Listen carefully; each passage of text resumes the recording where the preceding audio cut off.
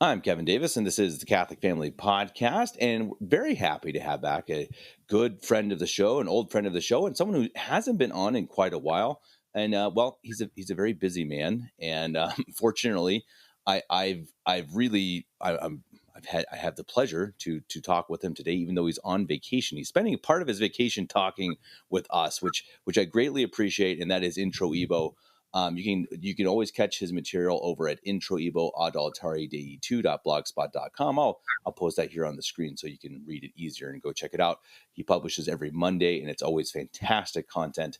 And of course, anyone who's been with the show for a while knows that we've done many videos for, what is it, probably 2 years now, covering the occult, and really the occult in almost every facet that it's seen in the world. And it's kind of crazy. You'd think, okay, that's one or two videos. I think we've done about 20 now.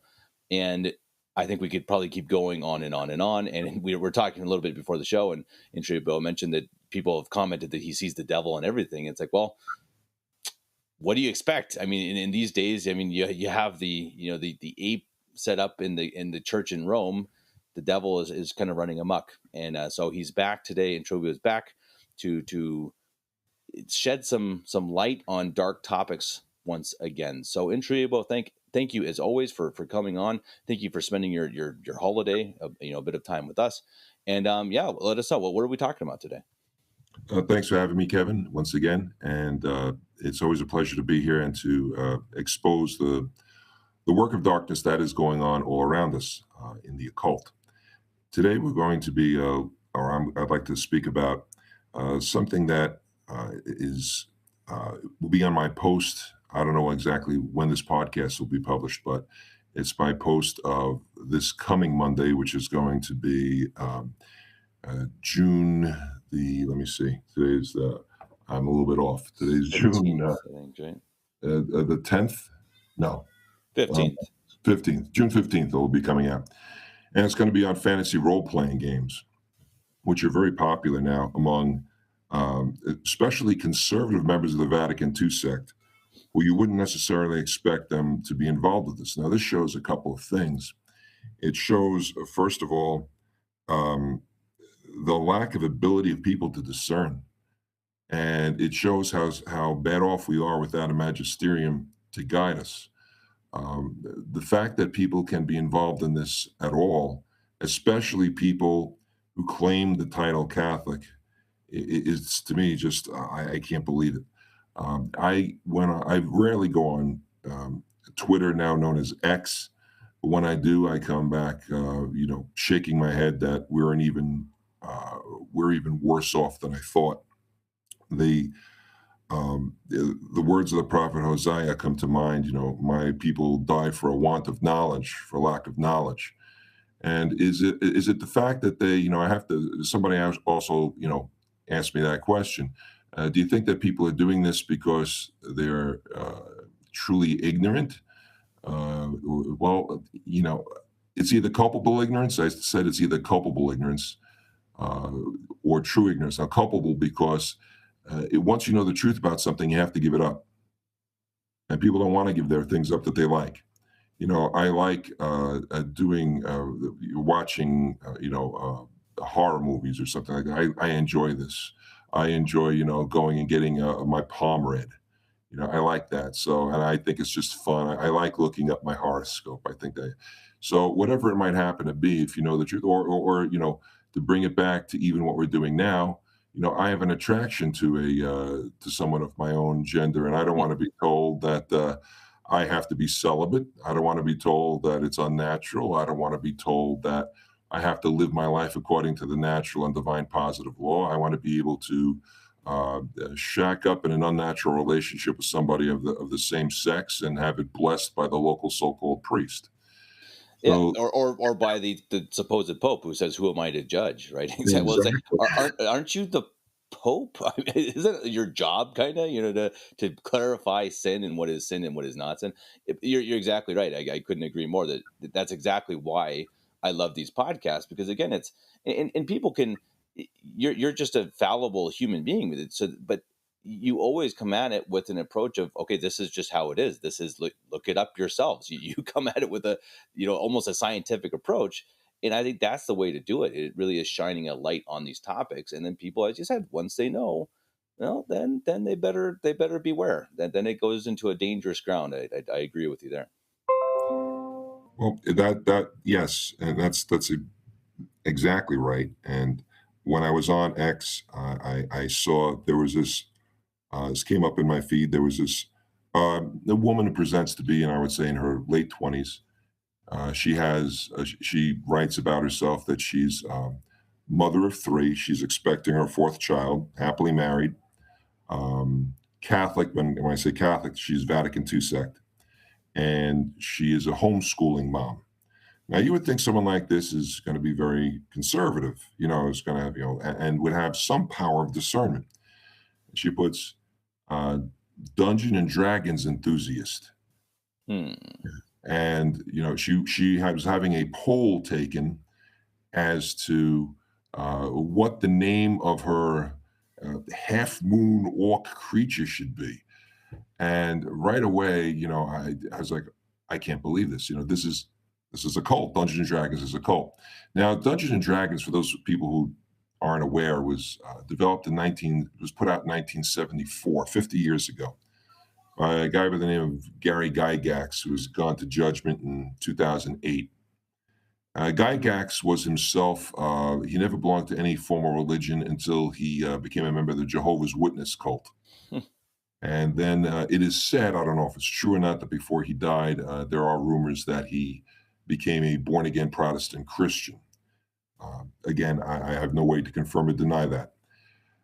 Gygax had what's interesting about these are called fantasy role play games. And they do seem to be very popular among the conservative members of the Vatican II sect, and even, I'm sorry to say, some traditionalists who should know better. And these games are fraught with the occult. Gygax's game became very popular in the 1980s, and you'll see it disparaged as people were in the middle of, in the 1980s, it would talk about the satanic panic. And you'll see that. Go Google that up, satanic panic of the 1980s. And supposedly people were seeing Satan everywhere, so this is devil, this is the devil, that's the devil. I don't believe that now, yes, were some things exaggerated? Yes. But most of it wasn't. I think it was quelled by the media because this was coming out and they didn't want it to be known. They didn't want people to be on guard. And it was especially true among the ones who were really sounding the alarm, not to be surprised since the Great Apostasy, were the evangelical Protestants. So, it comes out that, well, you sound just like an evangelical Protestant now, condemning Dungeons and Dragons. Back up for a second. Here again, the failure to discern. Evangelical Protestants are also against abortion. Doesn't mean they're wrong, does that? They screamed, they were the ones who were the strongest, believe it or not, in the 1980s, screaming down abortion, and they were right. So just because you're Protestant, the Protestant says 2 + 2 = 4, it doesn't make him wrong because he's Protestant. So they happen to be right on this point. And not because they're Protestant, but because if you look at the game itself, the fantasy role-playing game takes place where it's a polytheistic, it's an occult worldview. The people will say, well, this is just fantasy. We're not really doing any of these things. Well, think about it for a second. This fantasy role-play game it's done with dice. That's all it is. And it's all done in your head. And there's a guy who is called the Dungeon Master who comes up with all these scenarios. And then you have to roll your dice. This is what I'm going to do. And according to what the dice roll is, you see what happens. And then you continue to play out the scenario. So you can be an assassin. You can be a thief.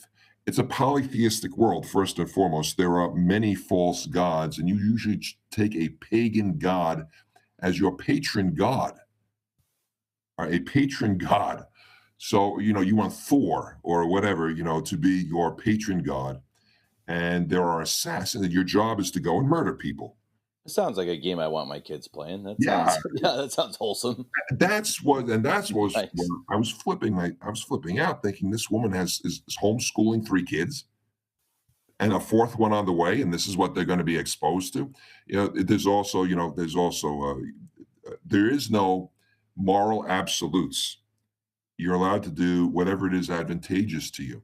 So it's not unusual for the characters to go around raping, to go around murdering, stealing. A thief. That's one of the characters. You are a thief. Well, what do thieves do? They steal. Hmm. Assassins murder. And these people are doing all these. They actually had a book that Gygax had put out about the various levels of hell. So this is absolutely steeped in the occult. It's an occult worldview, and those are, well, then you better not read Lord of the Rings. Now that's the one that really, I makes me shake my head. All right, Lord of the Rings, first of all, is a book. It's not a fantasy role play game. Let's Right. get that out of the way first of all. Second of all, the book or the movie, whichever you want, it's movies now. Book, movie, however you want to do it, is a Christian allegory. It's a Christian allegory in a world where, Gandalf, well, he was a witch. No, he's not. He's a wizard. Gandalf was given his power by the One with a capital O. See, he's doing what he did because there is one God, the true God. It doesn't say, and it's true, he doesn't specify Catholicism or anything, but there is one true God who gives him the power and the authority to so act. And there are rigid rules of right and wrong. And people who want to take power illicitly, like the ring is actually symbolic of sin. And when you like sin, that's why everyone calls it, why he calls it my precious. You don't want to get rid of it. The Hmm. longer you hold on to it, the longer you want to keep it. The longer you commit your sin, the longer you don't want to confess it and give it up, which is why frequent confession is important. So, Lord of the Rings takes place in a monotheistic universe, which is an allegory for basically Catholicism. Tolkien was a very devout Catholic, Very. Yep. and he said it right in his letters to a priest that he was corresponding with about how it was Lord of the Rings inspired by his Catholic faith. To say that is analogous to a polytheistic world where you can rape, murder, and steal. You have to be out of your mind. I've heard that comparison with Harry Potter too. I think it's Yeah. interesting that people just say, "Oh, well, they're both fantasy." Like, well, no, that's not how that works. I mean, they're both completely different works. And we've talked about Harry Potter before, where I think wasn't she was one of those who she admits that like a voice told her what to write. I'm pretty sure Yeah. that she was, which is already pretty disturbing. But she also wrote actual witches spells and stuff into the books, which again she freely admits that there's actual like satanic spells in Harry Potter, and that's not even bringing up the whole how the kids constantly misbehave and act terribly and never get a comeuppance. And so exactly as you say, it's a very silly comparison, and it's a straw man. You're just trying to I don't know, overcome your guilt, I suppose, and something that I think people probably at least have an inkling that yeah, this is probably not a thing I should be doing as a Catholic. Well, you would think, and you would think a conservative woman who has three small children would not want to do this or expose her children to it. But there it was. So I put a polite note, telling her that this is a cult and you should really look into this. Her response was that I was, quote, really stupid for saying that. Nothing to back it up, just that I'm really stupid. And what I'll often do on Twitter, it's interesting. I'll often, when anyone challenges me, I will challenge them to debate on a neutral online forum for anything. Now, my people ask me why I do that. There's three reasons. Number one, people don't always look at the other arguments. And in the debate, you'll be forced to do that. You might change your mind by the grace of God. You might be converted. Second reason is that other people who read it online will get to see the force of the arguments, and by the grace of God, will avoid it or will be converted to it. And the third reason is that if you can't, most of these people can't stand up for what they believe in. People believe in things that they don't know why, which is sad, and they will cling to it at the risk of everything. They'll just continue to hold on to something, even though they can't really defend it. And they know they can't defend it. They like X because there's these little snippets. And these little snippets, that's not a debate. That's not an argument. You can't really sit down and analyze going back and forth among these tweets or posts, as they call them now. You can't really put together what is being said coherently. So that's why they like to be there. And they don't like to be, they will not go. Fenites especially, Mm. avoid Too that true. like a plague because Right. you know that they can't, you know that they'll be beat. I had the back in February, I had it was I was I'll say I was blessed. Um, Bobby Diamond himself came onto the comments of one of my posts, and I allowed him to publish whatever he want. I gave him he violated one of his own rules because if you know anything about the Fenites, they will avoid any kind of one-to-one with very rare exceptions. I know one time he did something on the phone or something, but in writing, they will not go anything in writing where people can go back and reference it. And I've found that to be true throughout all of, I don't know if you call it Fenidom or whatever you want to call it, Yeah. the Right. Fenites, it seems it's just endemic among them. They will not do that. So I was shocked when Peter, when so-called brother Peter, when Bobby comes on, and I invite everyone to go there. I did addendums, that and the post that came thereafter. He got a real good beatdown, and I don't think he'll ever be coming on anyone's blog or website again. I Because watched that. Yeah, that was pretty. You're totally right. I was pretty surprised that he jumped into that because I was like, boy, you probably want to stay out of this one, buddy. That he came on. I mean, I guess I kind of do respect that he did at least kind of try, and then as you said, you just kind of kept at it. It's like, yeah, you might want to leave, Diamond. It's time to go. No, it's absolutely right, and it is something that you see so often. That exactly as you say, it's like this lady. You just well, you're just an idiot. Well, wait, no. I mean, that in this case, I mean, if you want to argue that you think that the morality it's not clear, you think for you it's not dangerous, it's maybe it's on the edge. No one can argue and just say they're absolutely sure something like that is totally safe. I mean, going back to the Dungeons and Dragons, there's no way, unless you're insane. I mean, so if you want to argue, yeah, for me I don't think it's a sin, I think it's fine. I think you're wrong, but I can see you can kind of argue on the outskirts of it. But just to say no, you're an idiot, you're totally wrong. It's so baseless. It's so ridiculous, and that's our time, right? But that's Twitter in a nutshell. I don't agree with you. You're an idiot. Well, wait, is that it? That's the end of your? Is that all you're going to say? And but I think maybe it's a good thing. Maybe people see, well, if that's all they can say, then there's not much of an argument. and that's why on the first Monday of each month, I publish the Contending for the Faith series, which is very important for traditionalists to know apologetics, which Mhm. is sorely lacking. So if somebody asks, well, why do you believe in the papacy? Why do you believe the papacy is vacant? Why do you believe in the existence of God?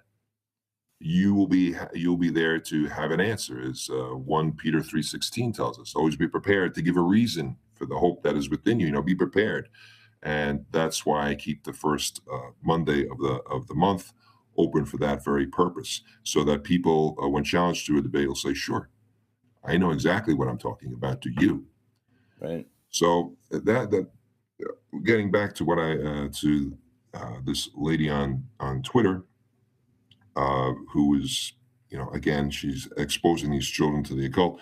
Another person comes on whose moniker is Darth Jim such and such. Now, as soon as I saw the word Darth, I said, okay, I'm dealing now with somebody else who's into the occult because of something else that is making a big resurgence in our society, which is the whole Star Wars science fiction type thing.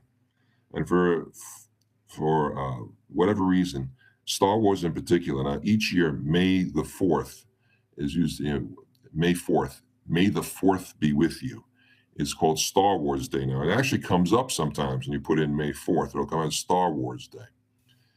And it didn't surprise me that this man would also be uh, defending role playing games, because he's defending something else that is, yes, I hate to break it to everybody, but Star Wars is based on an occult worldview, and that was what I'm going to focus the rest of the time on is the occult worldview of Star Wars and the Force. And the Force, as I may do a post on this in the future, if you notice that, uh, as we've been talking about the occult for quite some time now, uh, one of the main tenets of the occult is the pantheistic worldview that all is God, and God and the universe are one, and everything gets reduced to energy. You know, chakras, auras, Reiki. You know, you change. You know, all of these things. Even meditation is based on changing your aura. The force is another way of energy manipulation. So, in the context of the movie, so once again, we're going back to this idea of energy. And whenever you see people talking about someone's energy, someone's aura, things like this, it is a cult. There's no doubt that it is a cult. And rather than "May the Fourth be with you," which is a blasphemous, by the way, take on "May the Lord be with you." It's "May the Fourth be with you." Rather, don't let "May the Fourth bewitch you," is what it should be, is it will bewitch you into thinking there's nothing wrong with this. I've actually read now where there was a priest in Holland, putting priest in quotation marks, a Vatican II sect minister, who said that who's actually incorporates Star Wars into his homilies, quote unquote, you know, the sermons, they call them homilies. And yes, and he talks about how Star Wars is allegedly like Lord of the Rings. It's an allegory of Christianity, because Anakin Skywalker was the subject of a virgin birth, and he's the chosen one. It's not like that at all, No. it's not even close. No, no, definitely. Yeah, well, and I think that it's interesting because I've seen recently that, you know, as much trouble as the original stories are, that they just came out this week with a new they have a TV show right now. It's called The Acolyte, which immediately just hear that name and just tell me, does that make you think occultism? Yes. Yeah, or the Catholic faith, right? Of course, but in this case, obviously not.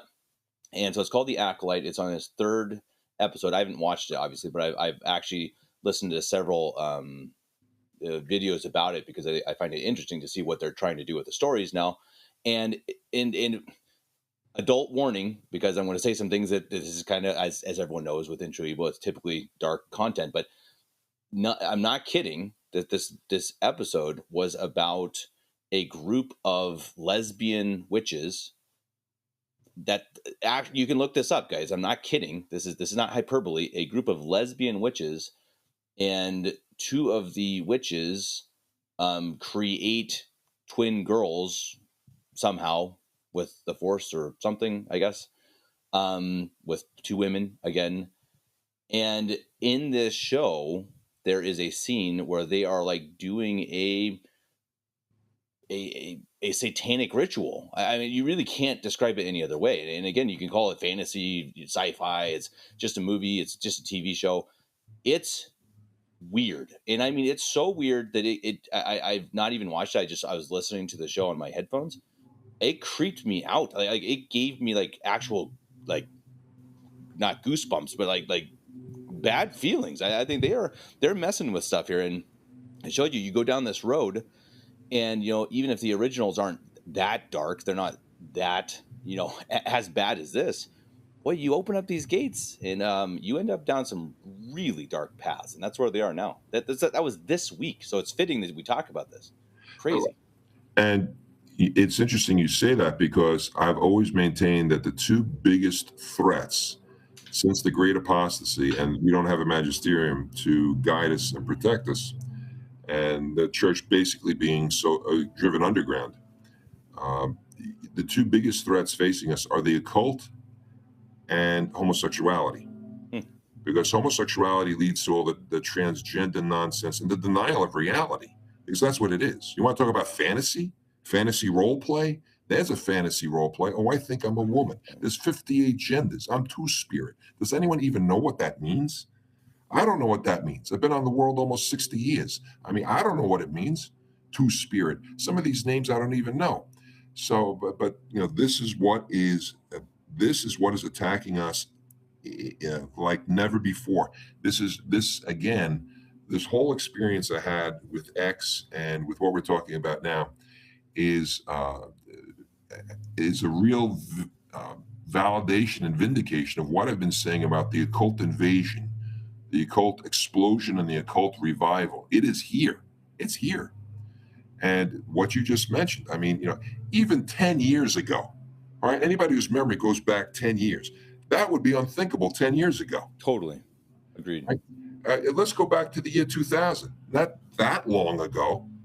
I mean, 90% of what was given to us for entertainment wouldn't be here.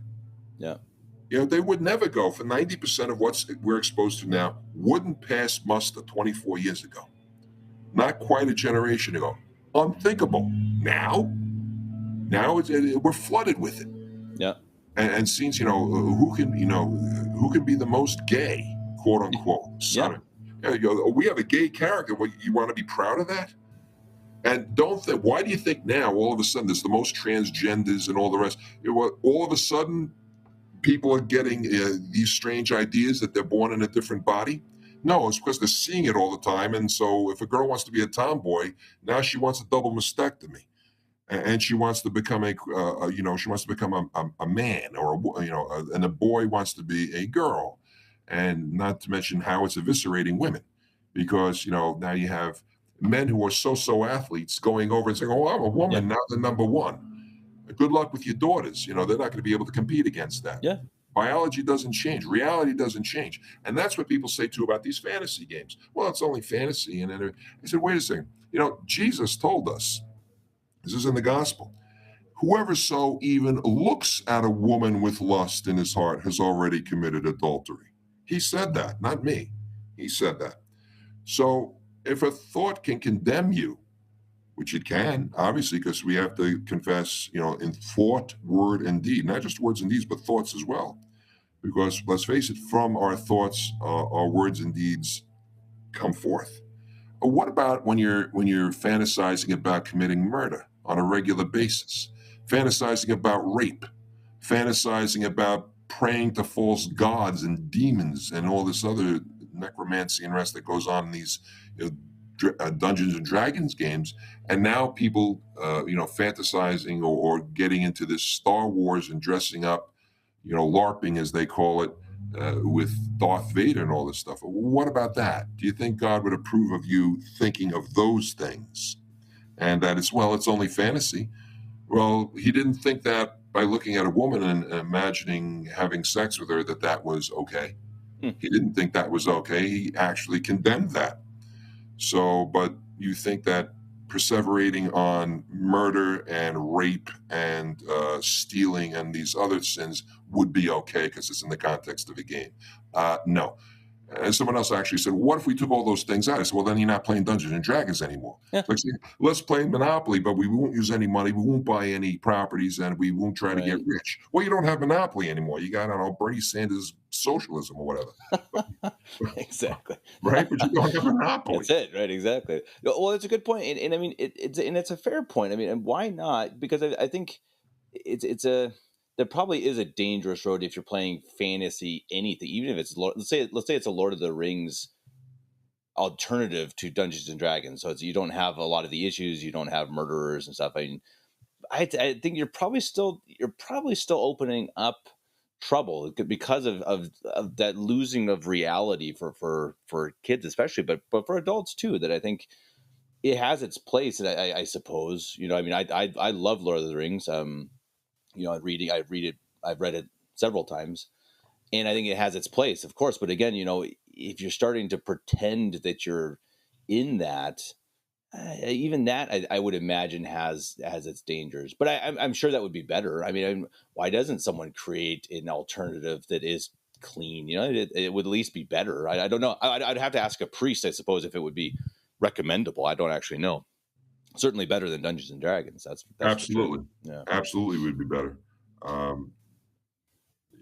that's an interesting point you bring up. I don't think anyone has ever done that. I don't know. At least I personally don't know. And you have to be careful too, because I remember when I was on here, I was discussing certain things can't be baptized, so to speak, quote unquote. Like for example, um, you can make. I don't see right now without giving it more thought. I don't want to commit myself to this, but I imagine you could make a Catholic role play game. I imagine you could, and that would be basically safe. Although, again, I'm not committing myself to that position. I Right. research it a Sure. lot more. But for example, there was a Christian version, and I'm putting that in quotation marks, of the Ouija board. Yeah, I remember that. We talked about that. Yeah, That's insane. Yeah. and it's the exact same thing, except it has. You're supposed to call on the Holy Spirit to tell you the future. Well, I'm sorry, Oh, that's not the Holy Spirit's job. The Holy Ghost is not going to, reveal the future and all the what's the winning lottery numbers and all. That's he's not a genie in a bottle. And trying to or asking the Holy Ghost to allow you to speak to the soul of your dead grandmother, that doesn't work like that. No, sorry.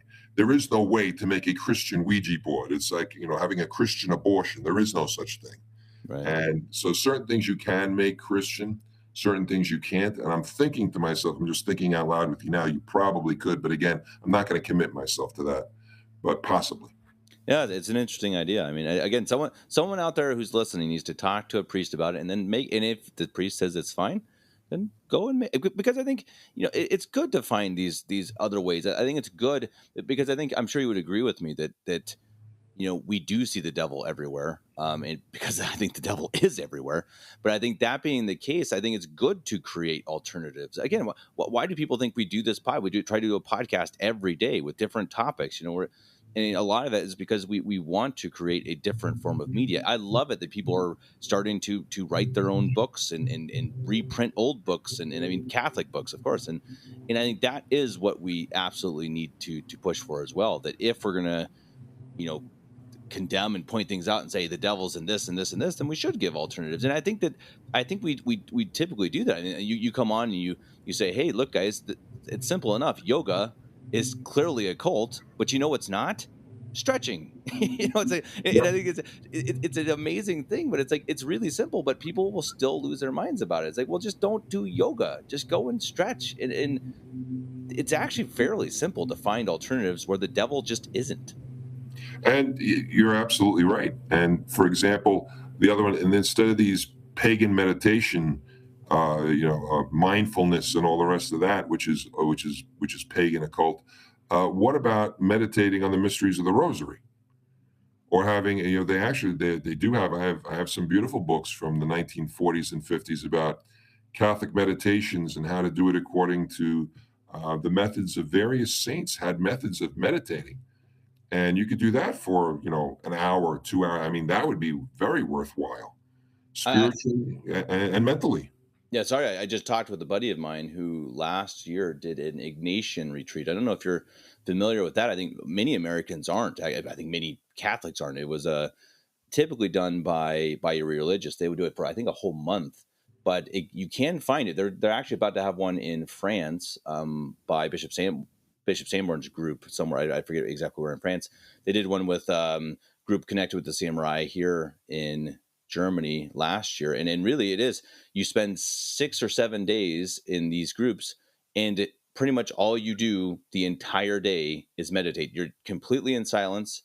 You do a general confession at some point, and you're spending the whole days. So the priests give you, I think was it 10 minutes of material, pretty much. This is what you're gonna meditate on, and then you go up and you all you do is meditate, and then you come back down and you get another topic and you meditate, and it's obviously very well structured and it's very well laid out.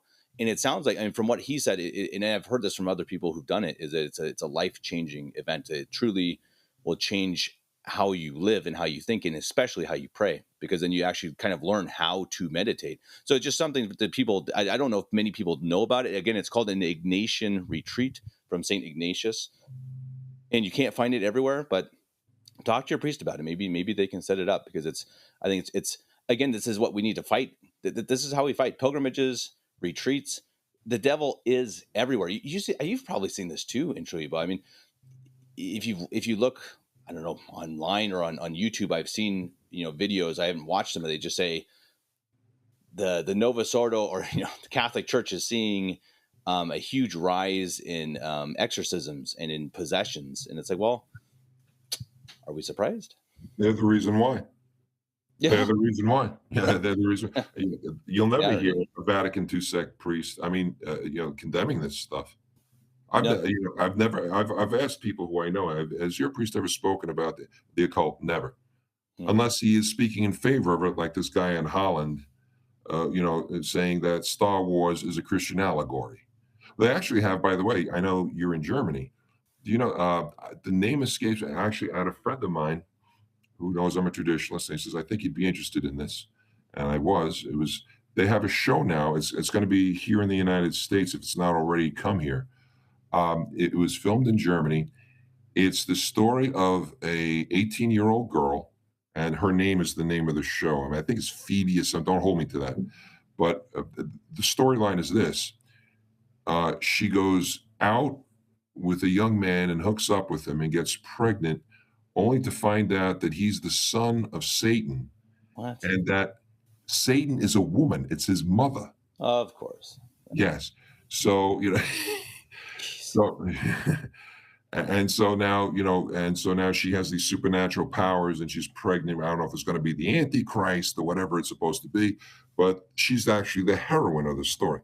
So wait a second. So you're fornicating with someone who is spawn of the devil, and do I even have to elaborate on this? Right. Oh my gosh. Yeah, it's I'm sure there's somebody on X saying there's nothing wrong with it. It's just a fantasy. right. No, exactly. Well, and it just that's where media goes, right? I mean, they have to get more and more shocking. And my wife and I have talked about this. That I kind of call it the Game of Thrones effect, because I think you had that was the real crossing of a bridge. So, I mean, in my mind, so you had it creeping towards it. You always had kind of bad movies, and you've had bad stuff before, but I think that came out.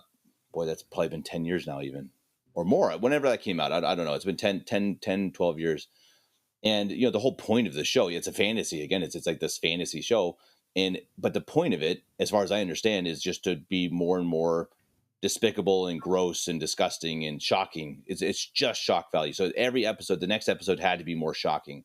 And I think that's kind of got into the heads of people, that it has to be titillating. It has to be shocking. Everything you do in Hollywood now has to be disturbing almost, and it's disgusting. And again, why are we surprised that the devil's everywhere when this is the media that's being created? I think I'm sure you'd probably agree. Just everyone turn off your TVs, for goodness sake. Yikes. Yeah. Crazy stuff out there. The problem isn't that people are seeing the devil everywhere. It's that most people don't see him anywhere. Yeah. That's the real problem. Yeah. And that's why you have what's going on today. I mean, just to get back, George Lucas himself. I'll just go back to the Star Wars for a second. Lucas said, and this is a direct quote. It's from one of his books. Quote: "I remember when I was 10 years old, I asked my mother, if there is only one God, why are there so many religions? I've been pondering that question ever since, and the conclusion I've come to is that all religions are true." Unquote. He is the creator of Star Wars. He believes that all religions are true. Right? He says that in just so many words. So it should be no surprise that I'm going to tell you the Star Wars worldview, just like because the worldview in which you imagine yourself, what goes into a mind comes out in a life. So you have to be careful. The worldview of Star Wars is a syncretism of beliefs. An amalgamation of beliefs that are odds with the central tenets of Catholicism, totally at odds. It combines paganism and occultism. And there's actually 6 major problems with Star Wars. You're going to see Gnosticism, Taoism, spelled with a T, but it's pronounced Taoism. It's Taoism. It's a pagan religion. Taoism, Hinduism, Buddhism, occult meditation, and other occult practices. Meditation comes out even more so than the other occult. That's why I put it separately as a separate category. But those are the 6 big themes that go through that. So if anyone's, believe it or not, when I was 12 years old, the opening day in 1977, I was one of the first. I saved up actually to go see Star Wars, the original, which is now I think number 4 in the series, The New Hope. Right? Never realizing what I was exposing to myself to at that time. See, I didn't have anyone to tell me something like this was wrong. I didn't become a traditionalist with Father DePore until 4 years later. And then I look back and said, I shouldn't have gone there at all. Well, hindsight's always 20/20. But that's, innocent kids like myself were being sucked into this. Then, of course, they did the 3 prequel movies and then the 3 sequel movies. So you have a total of 9 movies. And the actual Lucas's franchise was bought in 2012 for an amazing. The other 2 movies hadn't come out yet, but the rights to it was bought in 2012 for an amazing $4.4 billion. The Wow. B billion. So again, these movies and all 9 of these movies promote this same Lucas worldview of paganism and occultism. So each one now, Gnosticism. Now, one key aspect of Gnosticism, and I've taken notes because I've watched all the movies and I've gone through it to find out where exactly these are, and I've pinpointed certain places. One key aspect of Gnosticism is that matter is bad and spirit is good. And it's one of the key tenets of Gnosticism. And in the movie The Empire Strikes Back, which was, I guess, I believe that was, let me see, the first one was the original Star Wars, then it was, that was the second movie. Yoda says, now Yoda, if you ever look, by the way, this freaked me out. There is I was going through some books on Freemasonry, and they showed pictures of how demons are presented. And I literally dropped the book because I said, wait a second, what's Yoda doing in a book of the demon looks precisely like Yoda. Now, this book was published back in the 1930s. So there's no way that this person could have known anything about Star Wars. And it was written by a Freemason about Freemasonry. And there is a picture of a demon looking exactly like Yoda. Coincidence? You can draw your own conclusions. All right. So Yoda states, and he always speaks, strange backwards. Yeah, exactly. That's it. Luminous beings are we, not this crude matter. He says that. Luminous beings. Now, he doesn't say spiritual beings. He says luminous. All right. So light. In contrast, Christianity doesn't oppose physical matter at all. And Christ was not simply a spirit creature seeking to show his followers that flesh is bad and spirit is good. Christ came truly in the flesh. The incarnation was something good. It shows that incarnations and flesh to be bad. And that is a definite Gnostic theme, as well as secret knowledge throughout the secret knowledge of the Force. So having secret knowledge into things is also obviously a key aspect of Gnosticism. Taoism is a Chinese philosophy, and one element of Taoism is the dualism of the so-called yin and yang, which are opposing, but at the same time balancing and interacting forces within nature. That's a quote I took from a book on world religions discussing Taoism. And in The Phantom Menace, which was a later movie, there's a discussion about a chosen one that leads to the question, you refer to the prophecy of the one who will bring balance to the force? Okay, so there it is. There's this balance. They're always trying to balance things. That's what Taoism is about. It's balancing forces in nature. That is the theme of Star Wars throughout. That is one of the key themes, balancing these forces.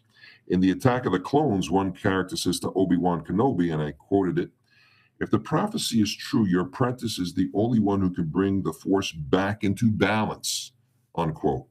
So you see these actual quotes from characters talking about balance and forces. And that's the whole purpose, is to bring balance to the force.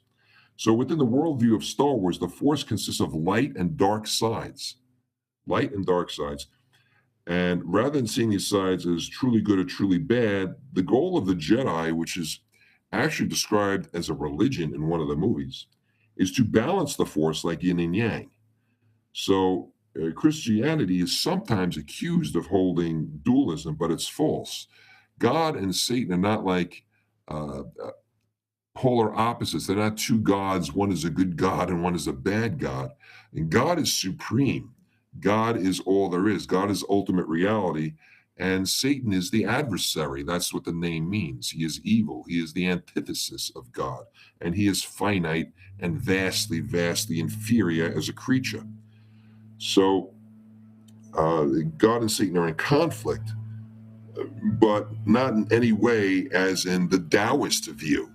And the Taoist view is what is promoted in Star Wars, not the true Christian view of good and evil and the conflict between good and evil that we find ourselves in now in the Great Apostasy. It's not the same as balancing the force. We're not here to balance good and evil. We're here to abolish evil. And eventually it will be abolished and confined to hell. Hinduism is, as we know, the demon gods of Hinduism. It's a pagan belief system, and it suggests in Star Wars it suggests pantheism. Again, the pantheism worldview is borrowed heavily from Hinduism, and all is one, and all is permeated by this impersonal energy or the force, always with a capital F, as if it's God. You notice it's always capitalized, the force. And in A New Hope, which I believe is that was the new name given to the original movie from '77, Obi-Wan Kenobi says, quote, "The Force is what gives a Jedi his power. It is an energy field created by all living things. It surrounds us and penetrates us and binds us and the whole galaxy together," unquote. And The Empire Strike Back, once again, Yoda, that strange-looking demonic-like creature, says, quote, "Life creates it," he's talking about the force, "makes it grow. Its energy surrounds us and binds us. You must feel the force around you, here between you, me, the tree, the rock, and everywhere," unquote. That's exactly something that a Hindu would say, that, you know, God is in you, it's in me, the tree, the rock, and everything. Just substitute force and God, and you basically have the Hindu worldview. So, and pantheism has been infallibly condemned by the Church at the First Vatican Council, infallibly condemned as false. Buddhism, unlike other world religions, Buddhism is diverse, but the relevant point includes the view that so-called spiritual enlightenment or liberation relies on detachment from desire, that you shouldn't desire anything. The Eightfold Path is about eliminating desires, because that, according to Buddhism, is why we suffer, because we desire things. And the Jedi, in certain respects, follow the path of the Zen Buddhism, training their minds on the path to enlightenment as they seek to achieve an elevated state. And much of the training administered by Yoda is rooted in such Buddhist ideals. In the movie The Revenge of the Sith, I found this very interesting. I took down this interesting quote: "Train yourself to let go of everything you fear to lose." And that's very close to the Buddhist teaching to avoid attachment to anything. There's a difference. Yes. Should you be detached from the world and attached to Christ? Yes. But it's not the same as the Buddhist view. For example, we should not be overly attached to the things of this world, but we need to have certain. Christ wants us to be attached and responsible for our families and to love our families and our friends and the things that are good. It's not a complete detachment, okay, as is in Buddhism, but the Buddhist view is the one that's pushed. Now, meditation plays a key role in Star Wars, particularly meditation that seeks to clear the mind, that's what distinguishes occult meditation from Christian meditation. Christian meditation is about something. Let's meditate about the Garden of Gethsemane, you know, the first sorrowful mystery of the Rosary and how Christ sweat blood because he was so afraid. And Father, let this pass, but if it can't, let thy will and not my will be done. You know, that's Christian meditation. Now, meditation that seeks just to clear the mind and blanket and force thoughts out of it is occult. And in The Phantom Menace, Yoda encourages a character to, quote, quiet your mind to truly get in touch with the force, to remove all thought so the force can come in. That's basically what occult meditation is about. And the force is an evil force. You better believe it, not this yin yang nonsense.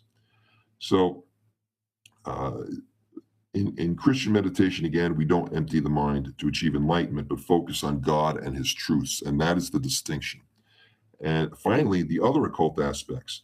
Here are things that happen, the supernatural and paranormal powers that are shown throughout all 9 movies. In the Star Wars franchise, we see levitation, telepathy, telekinesis, mind reading, divination, clairvoyance, contact with ascended masters. That's a form of spiritism. And, immediately Deuteronomy 18, which I've quoted many times before, the Bible itself forbids all of these practices. Not specifically telekinesis, but divination, certainly, and contact, spiritism, contact with the dead, all is condemned. And it is not a moral universe. I want to also make that very clear. The Star Wars universe is not a moral universe. Because at first glance, the Star Wars movies appear to favor a moral universe, especially when you consider the various things that the heroes go through to thwart evil. And you notice that the helmets of the Empire and of Darth Vader resemble the Nazi helmets. And Darth Vader is all in black and all that. So it seems as if it's going to be very moral. The good guys in white, although the stormtroopers were white, but the good guys in stark contrast to the bad guys. But the foundation for ethics in Star Wars isn't there. If the Force is all one, permeating everything, there is no room for actual good or actual evil. In The Revenge of the Sith, one character says, only Siths deal in absolutes, which is itself an absolute statement and self-contradictory. But, only Siths speak in absolutes. That's how they know, because everything is relative. Morality is relative in Star Wars. If all is truly one, there's no room for ethical disagreements. Good and evil are part of the same whole, and ethics in such a structure degenerate to relativism, which is what you have. And in epistemology, how we know things, Star Wars is no better. In The Phantom Menace, a Jedi says, feel, don't think. That's their approach to knowledge. Go with your feelings. Truth is relative within Star Wars. In Return of the Jedi, Obi-Wan Kenobi says, quote, many of the truths we cling to depend on our point of view. So, well, no, it's not dependent on your point of view. You cling, the truth is a truth. And prior to this, Obi-Wan justifies lying by stating, quote, what I told you was true from a certain point of view, unquote. Well, what point of view would that be? Within the framework of the Star Wars philosophy, epistemology is subjective. I just want to. I'm sorry, real quickly. I just want some young kid to try to tell that to their mom. So once they've lied, their mom catches them in a lie and try to. Well, mom, from a certain point of view, it actually wasn't. Again, I'm not saying anyone should lie, but that would be kind of a funny way to try to get out of it. Anyway, sorry. And that was my summary of Star Wars. And the last thing I just wanted to mention, now that we've gone over this, like why Star Wars is bad, why the fantasy role-playing games, at least the ones like Dungeons and Dragons and all the ones that I've seen, these things should be avoided as they have an occult worldview. And it will desensitize you to things and make you think that there's nothing really wrong with them. Well, I'm not really engaging. I'm not really murdering somebody. I'm just thinking about it. Well, I'm not really committing adultery. I'm just thinking about it. Well, Christ had some things to say about that, didn't he? Mm-hmm. And these are things we should not be paying heed to, much less exposing children to it. And unfortunately is. Now, I came across something that was very interesting. I came across the original schemas that were supposed to be. I actually did a post on it called What Vatican II Could Have Been. And in 1960, the original theologians, the most orthodox theologians, anti-modernist theologians, Cardinal Ottaviani, Michael Garrard de Laurier, all these theologians came together and put together the original schemas, drafts of documents. and what they were intending to do. And it is eye-opening as to what they wanted to do, which turned out to be 180 degrees different once the modernists were put in by Roncalli. And there is actually, did you know, in the documents of the original intended documents of Vatican II was specifically a condemnation of the occult. Hmm. And this was in 1960. I want to back up for a second. We're talking 64 years ago. They were talking about this. And there was also, by the way, a reaffirmation of the dogmatic status of baptism by desire. So bye Feeney. But this is from the schema on the dogmatic. Now, even the name should tell you how Catholic it is. The dogmatic constitution defending intact the deposit of faith. Well, you'll never hear that now. And in paragraph, you get to it, in paragraph 33, says the following. Such curiosity becomes truly pernicious when it moves believers to give themselves over to the superstition of divination in any form, but especially to that spiritism that attempts by human effort to evoke sensible communication with spirits or to attain separated souls in order to attain various information or various helps. Quote, there shall not be found among you anyone who practices divination, a soothsayer, or a sorcerer, or a charmer, or a medium, or a wizard, or a necromancer. For these things the Lord abominates. Deuteronomy 18:12. The Apostolic See has not neglected in various of its documents to oppose evil spiritualism with the appropriate remedies. This was written in 1960. Well, and it's interesting, and this is going down a rabbit hole that I don't know is true, but it's actually really fascinating you bring that up because I've heard recently, again, just on a podcast, but they're talking about how I think it was back in the 1950s or 60s, the American government was experimenting, I suppose. Experimenting with LSD and occult like worship practices, trying to further their knowledge, I suppose. Yeah. if that's the right, and these things are, I think some of these are actually even released to the public. I think they're not all hidden documents anymore. I think this was actually happening, and it's very likely this is part of what Vatican II is going to try to address, which is pretty scary. And again, pretty scary that I'm sure the government must be doing even probably crazier things now, 64 years later, and it was never addressed because, well, as we all know, at Vatican II, there goes the hierarchy of the church. That's right. And paragraph 34, listen to this one. In many regions, superstition is creeping widely and is being spread more and more every day, sometimes also deceitfully under the false title of parapsychology, the discipline whose task it is to explain facts that appear to contradict the ordinary laws of psychology.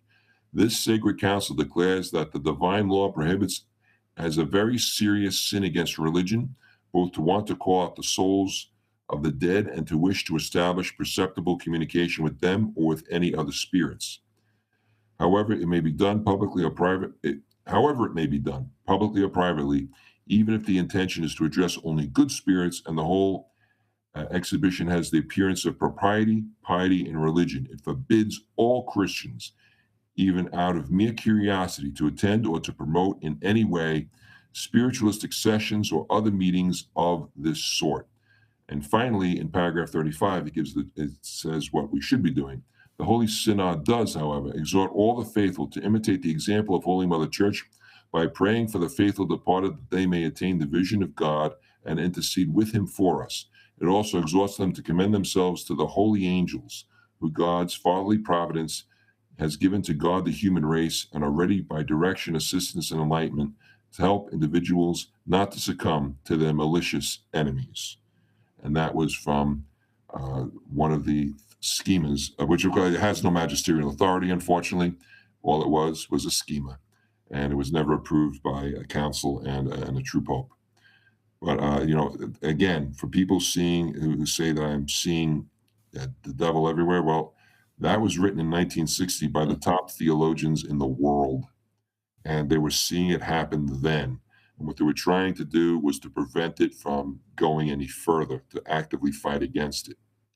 And now we see the result of the great apostasy, which actually opened the floodgates. And we have this occult revival, this occult explosion. And God help us. God help us. Well, and thank you as always, Introibo. As always, insightful and helpful. I hope that everyone takes it as it is meant to inform. And again, I think the most important thing that I think I always learn is how important it is to watch what our children are putting into their heads, and to really be careful for ourselves too, of course, but especially for our children who are innocent and should remain so. That we're not letting them. That's our job as parents, to not let them have the opportunity of putting this garbage into their heads, their brains, their innocent little minds. They could truly corrupt them, and maybe forever. And that it would be then on our souls, especially the fathers, that we are the ones who are. It's coming on us. We're the ones responsible for what we teach our family, and in the end, it will come down on us too. So if our children are damned partly because of our failures, then, well, there's not much worse than we could do in life. So I think that's a good thing to remember when you think, oh, but it's so hard because all their friends do it. Tough luck. I want them to go to heaven. So, I think that's what we got to remember. Got to be tough sometimes. And sometimes that means they can't do the things that they want. Sometimes that means they can't watch the movies they want to watch. I think that's just how life is. Sometimes life has to be tough for children, and they have to understand that you're doing it for their souls and because you love them. And I know that Introibo would definitely agree with me on all that. And again, Introibo, thank you as always. Everyone, please go check out the blog. Again, it's fantastic, as it's always up every Monday. Always fantastic stuff. Introibo, we hope to have you on again sometime soon. Hopefully we don't have such a long break. I know you're a busy guy, but hopefully we'll have you on again to talk about something, and again, to shed light on the darkness, which the darkness exists. I think everyone knows that. So I think it's good to be informed about it. Everyone, please like, share, subscribe, comment, all of that stuff, and share this with someone who you might know who is interested in playing these games or in watching films that are very questionable. And yeah, hopefully that will help them out. Enjoyable. Thank you. Until next time, God bless you. Thank you, Kevin.